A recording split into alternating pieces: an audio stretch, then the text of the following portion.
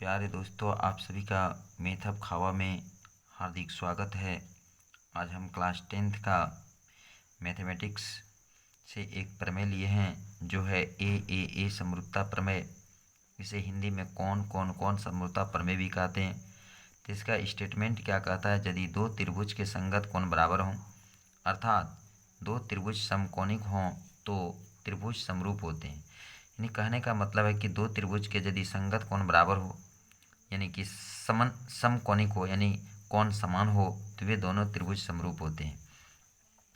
तो हम समरूप त्रिभुज के बारे में पढ़े हैं। समरूप दो बहुभुज समरूप होते हैं।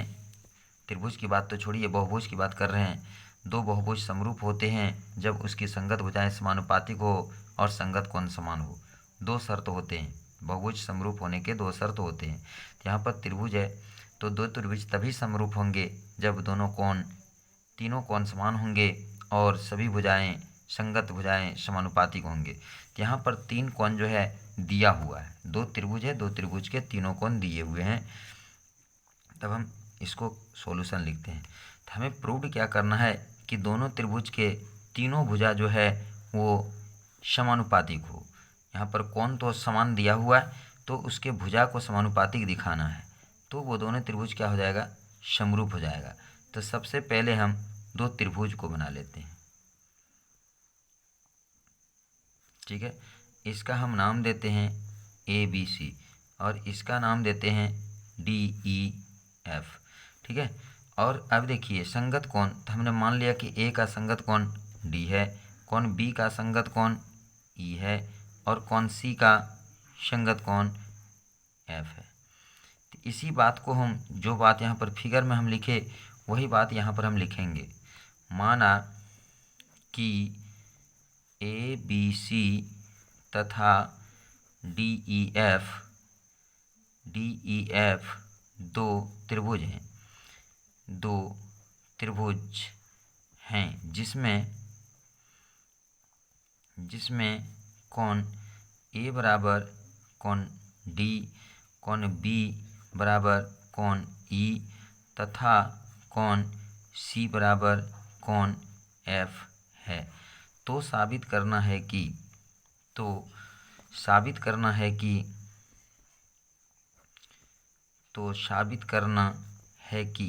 क्या साबित करना है कि त्रिभुज ABC समरूप, ये समरूप का चिन्ह है, समरूप त्रिभुज DEF, ये बात हमको साबित करके दिखाना है।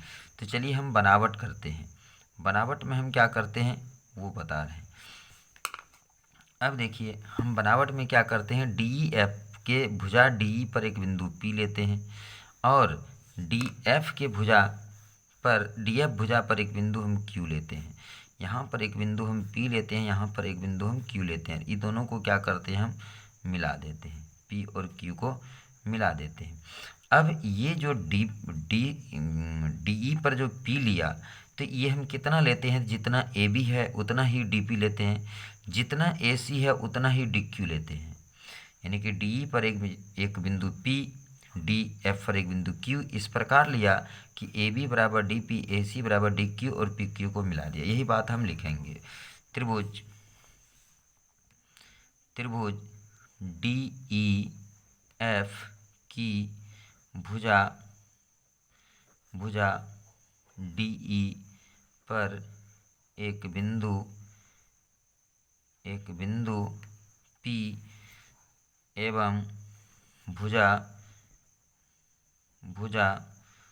DF पर एक बिंदु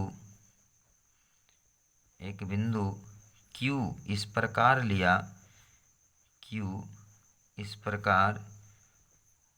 लिया कि AB बराबर DP तथा AC बराबर DQ, साथ ही PQ को मिला दिया। PQ को क्या करते हैं, मिला देते हैं, मिला दिया। ठीक है, तो ये हमारा हो गया बनावट। अब हम प्रमाण में चलते हैं। प्रमाण में क्या होगा, इस दोनों त्रिभुज को सर्वांगसम दिखाना है। ए बी सी और डी पी क्यू को सर्वांगसम दिखाना है। तो चलिए त्रिभुज ए बी सी तथा त्रिभुज डी पी क्यू में, अब इस दोनों त्रिभुज में देखिए क्या है, ए बी जो है बराबर है डी पी का, ए सी बराबर है किसका, डी क्यू का। कहाँ से, बनावट से। इसका कोण ए, इसका कोण डी बराबर है, कहाँ से, हिसाब में ही दिया हुआ है। ठीक है, तो वही बात हम लिखेंगे, क्या लिखेंगे, ए बी बराबर डी पी, कहाँ से, बनावट से, कहाँ से, बनावट से, ए बी बराबर डी पी। फिर यहाँ पर क्या है, ए सी बराबर डी क्यू, ये भी कहाँ से, बनावट से, ये भी कहाँ से लिए, बनावट से। फिर आप यहाँ देखिए ए बी बराबर, यहाँ देखिए ए बी बराबर डी पी, ए सी बराबर डी क्यू, यहाँ पर है त्रिभुज में ए बी बराबर डी पी, ए सी बराबर डी क्यू, कोण ए बराबर डी। कोण ए बराबर डी कहाँ से लिए हैं, दिया है, कोण ए बराबर डी कहाँ से दिया है। अब देखिए कौन सा सर्वांगसमता प्रतिबंध लगेगा, तो जब ये त्रिभुज इस त्रिभुज पर पूरा पूरा ढक ले, लदा देने पर, तो दोनों त्रिभुज समरूप होता है। तो इसका दो भुजा और बीच का कोण, इसका दो भुजा और बीच का कोण, तो कौन सा सर्वांगसमता प्रतिबंध लगेगा, साइड एंगल साइड सर्वांग समता प्रतिबंध से, सर्वांग क्षमता प्रतिबंध से। तो इस सर्वांग समता प्रतिबंध से क्या होता है, त्रिभुज ए बी सी सर्वांगसम त्रिभुज डी पी क्यू, दोनों त्रिभुज सर्वांगसम हो जाता है। तो हम क्या पढ़े हैं सर्वांगसम त्रिभुज के नियम में, हम जानते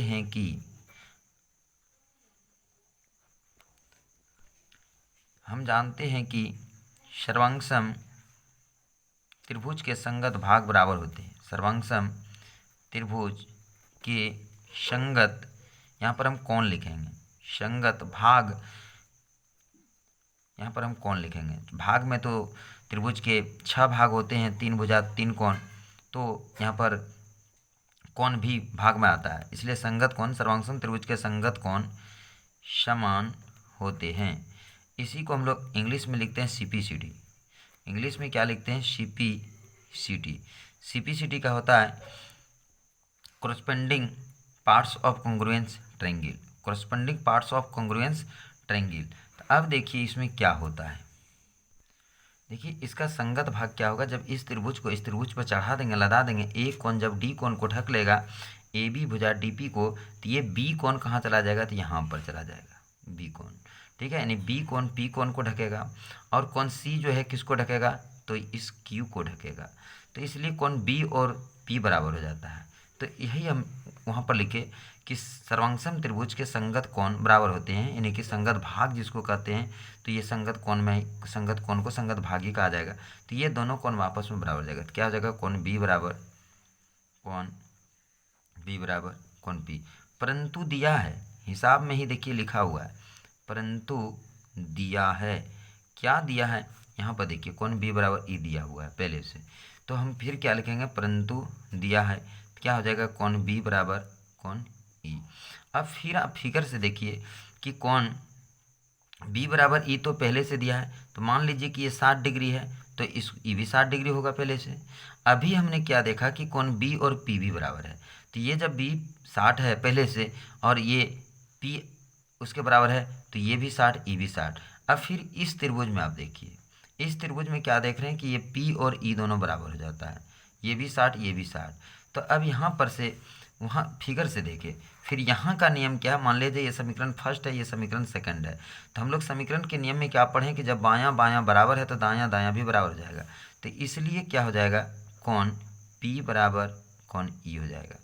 अब देखिए यहाँ पर फिर फिगर में देखिए कि कोण पी और ई जो है ये संगत कोणों का युग्म है। कब संगत कोण होगा, देखिए इसको हम आगे बढ़ा देते हैं, ये रेखा और ये रेखा समांतर रेखा हो जाता है, इसको आगे बढ़ा देंगे, सरल रेखा को दूसरा रेखा को आगे बढ़ा देंगे, और ये किसका काम करता है, तिर्यक रेखा का काम करता है। तो इस प्रकार से ये क्या हो जाता है, ये समांतर रेखा के ऊपर, समांतर रेखा के ऊपर तिर्यक रेखा के दाएं है, तो ये संगत कोणों का युग्म है, जो कि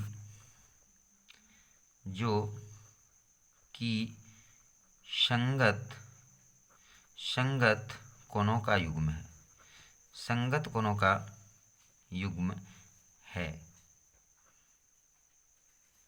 चलिए इसको साइड से आप लोगों को समझा रहे हैं थोड़ा सा कि ये कैसे क्या होता है। देखिए मान लिया जाए ये रेखा पी क्यू है, ठीक है, और ये रेखा क्या है, ई एफ है, ई एफ है, और ये कैसा रेखा है, तिर्यक रेखा है। तो ये कोण और ये कोण यहाँ पर है, देख लीजिए आप ज़रा सा देखिएगा, तो ये दोनों कोण है, ठीक है। तो ये दोनों कोण है, ये देखिए तिर्यक रेखा के दाहिने ओर है। तो ये कोण और ये कोण जो है संगत कोणों का युग्म कहलाता है। कब कहलाएगा, जब पी क्यू समांतर ई एफ एवं डी तिर्यक रेखा होगा। यहाँ पर देखिए डी है त्रिभुज में, ऐसे यदि कर देते हैं डी है, और यहाँ पर क्या है, यहाँ पर ई है, तो डी तिर्यक रेखा है। डी कैसा रेखा है, तिर्यक रेखा है, ठीक है। तो जो कि संगत कोणों का युग्म है, पी और ई जो है संगत कोणों का युग्म है। अब फिर चलिए अब त्रिभुज में हम लोग क्या पढ़ें, जब पी और ई संगत कोणों का युग्म होता है तो संगत कोण अभिगृहित से हम लोग पढ़ें, क्या पढ़ें, संगत कोण अभिगृहित से, संगत कोण अभिगृहित से, संगत कोण अभिगृहित से। हम लोग संगत कोण अभिगृहित से क्लास 9 में पढ़े हैं कि ये दोनों यदि संगत कोणों का युग्म है तो ये रेखा यानी पी क्यू रेखा और ई एफ रेखा जो है समांतर रेखा होता है। पी क्यू रेखा और ई एफ रेखा कैसा रेखा होता है, समांतर रेखा होता है। इसलिए क्या होता है, पी क्यू समांतर ई एफ। अब ये किस त्रिभुज में है, तो डी त्रिभुज डी ई एफ में, त्रिभुज डी ई एफ में क्या है, पी क्यू समांतर ई एफ। अब फिर देखिए कि हम लोग इसके पीछे भी थेल्स प्रमेय पढ़े हैं। जब किसी त्रिभुज में ये रेखा और ये रेखा समांतर रेखा है तो थेल्स प्रमेय यहाँ पर लगता है। त्रिभुज का ये रेखा और ये रेखा पी क्यू और ई एफ समांतर है तो थेल्स प्रमेय से हम लोग पढ़े हैं। कहाँ से, थेल्स प्रमेय से। तो हम लोग थेल्स प्रमेय में क्या पढ़े, थेल्स प्रमेय से, थेल्स प्रमेय में हम लोग क्या पढ़े हैं कि चलिए देखिए थेल्स प्रमेय से हम लोग क्या पढ़े हैं, ये डीपी भुजा जो है डीपी, ये डीपी जो है डीपी बटा डी हो जाएगा और डी क्यू बटा डी एफ हो जाएगा, ठीक है। संगत भुजाएं समानुपातिक होता है। थेल्स प्रमेय में हम लोग क्या पढ़े, संगत भुजाएं समानुपातिक होता है, ठीक है। तो क्या हो जाएगा, डीपी बटा डी ई, और इधर क्या हो जाएगा, डी क्यू बटा डी एफ। यदि आप थेल्स प्रमेय नहीं देखे हैं तो आप पहले थेल्स प्रमेय का वीडियो देखिएगा, तभी आपको समझ में आएगा। अब देखिए dp बराबर हमने बनावट में क्या लिया है, dp बराबर हमने बनावट में ab लिया है, और dq बराबर बनावट में हमने क्या लिया है, ac लिया है। कहाँ से, तब ये देख सकते हैं बनावट से है। तो dp के जगह पर हम क्या लिख सकते हैं, ab बटा क्या हो जाएगा de, और फिर dq के जगह पर हम क्या लिख सकते हैं, ac, और बटा क्या हो जाएगा df, ठीक है। तो ये हमारा क्या हो गया, समीकरण फर्स्ट। इसी प्रकार हम सिद्ध कर सकते हैं कि, क्या सिद्ध कर सकते हैं, तो AB बटा DE बराबर BC बटा EF, BC बटा EF, ठीक है। और ये समीकरण क्या हो जाएगा, सेकंड। अब जरा समीकरण फर्स्ट सेकंड को आप मिलाइए। समीकरण फर्स्ट एवं सेकंड से हम पाते हैं कि, फर्स्ट एवं सेकंड से हम पाते हैं कि, क्या पाते हैं, अब देखिए ए बी बटा डी जो है ए सी बटा डी एफ के बराबर है। फिर ए बी बटा डी किसके बराबर है, बी सी बटा ई एफ के बराबर है। यानी इस तरह से हम क्या देखते हैं कि ए बी बटा डी इसके बराबर है, फिर ए बी बटा डी इसके भी बराबर है। एक उदाहरण समझते हैं। मान लिया जाए कि ए बी बटा डी 2/3 है, एक उदाहरण समझिए 2/3 है, तो ए सी बटा डी एफ भी कितना हो जाएगा, 2/3 हो जाएगा। फिर देखिए ए बी बटा डी 2/3 है और बी सी बटा ई एफ भी फिर ए बी बटा के बराबर है। तो इस तरह से देखिए ये ए बी बटा डी है, ये ए सी बटा डी एफ है और ये बी सी बटा डी एफ है। तो अब देखिए तीनों 2/3 2/3 2/3 है ना, ये ए बी बटा डी है, ये किसके बराबर है, ए सी बटा डी एफ के समीकरण फर्स्ट से देखिए।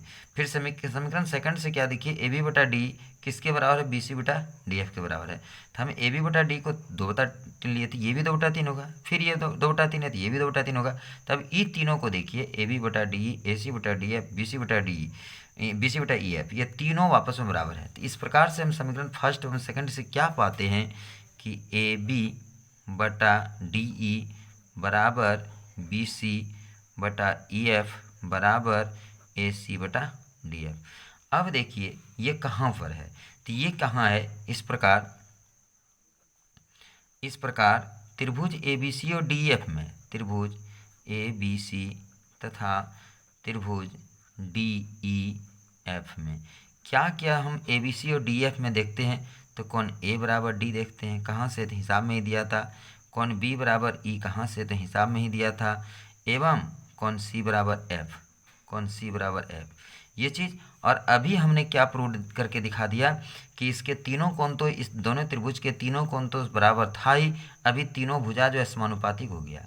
ए बी का डी, ए सी का बी सी का ई एफ, ए सी का डी एफ, इसको भी लिख देंगे। तो हम पीछे आपको बता चुके हैं कि दो त्रिभुज समरूप कब होता है, जब उसकी तीनों भुजाएं समानुपातिक हो और तीनों कोण समान हो। तो यहाँ पर तीनों भुजाएं समानुपातिक हमने प्रूव कर दिया और तीनों कोण तो पहले से समान था, इसीलिए त्रिभुज ए बी सी समरूप त्रिभुज डी ई एफ, और यही तो हमें प्रूव करना था, और यही हमें करना था प्रूव। तो ये हो गया प्रूव। तो चलिए दोस्तों, आज इतना ही, फिर मिलते हैं अगले दिन अगले टॉपिक के साथ। ये थ्योरम प्रूव जो मैंने किया, कितना आप समझे वो कमेंट में अवश्य हमको लिख के बताइएगा। अच्छा लगे तो लाइक कीजिएगा, सब्सक्राइब कीजिएगा, दूसरों तक शेयर कीजिएगा, लेकिन कमेंट अवश्य कीजिएगा। कमेंट का बहुत आशा रहता है कि कैसा वीडियो लग रहा है, समझ में आ रहा है, हमारा पढ़ाने का तरीका कैसा है। तो ये सब बातें आप अवश्य लिखिएगा कि हमें समझ में आ रहा है। बस आज इतना ही, फिर मिलते हैं अगले दिन अगले टॉपिक के साथ। जय हिंद, जय भारत।